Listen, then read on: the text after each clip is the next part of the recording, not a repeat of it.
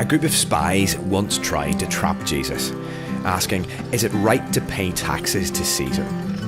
In other words, are you a revolutionary, opposed to Roman rule, or are you a compromiser, supporting Roman rule? He refuses to be tricked into giving a simplistic answer, and instead asks for a coin, asks his own question, and then famously declares, render unto Caesar what is Caesar's, and render unto God what is God's. Now, we hear those words with our Western mindsets and think, easy. Let Caesar look after all the practical, logistical, political stuff, and let God and his people get on with all the spiritual stuff. The Sunday morning stuff, prayers, hymns, invisible things, that's God's turf. Taxation, roads, healthcare, that's Caesar's turf. How convenient to have that separation. None of that awkward mixing of religion and politics. But for those listening to Jesus in the first century, there's not a chance they would have heard Jesus' statement that way. For the Hebrews, body, soul and spirit were not separate entities. Life was one. For example, the temple wasn't just a place where you worshipped.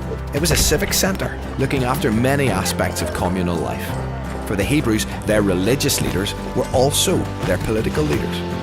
So when we talk about what is God's and what is Caesar's, we're not talking about two separate realms where God has jurisdiction in the sacred and Caesar has jurisdiction in the secular. It's not like this. It's more like this. Caesar has a small delegated area of authority within the context of God's overall authority.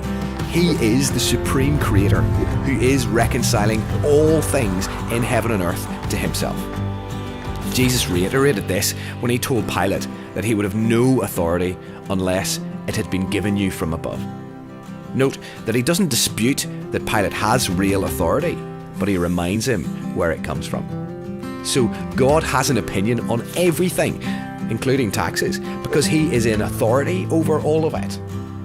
As the ex-Dutch Prime Minister and theologian Abraham Kuyper said, there is not 1 square inch of creation over which the Lord Christ does not cry, it is mine.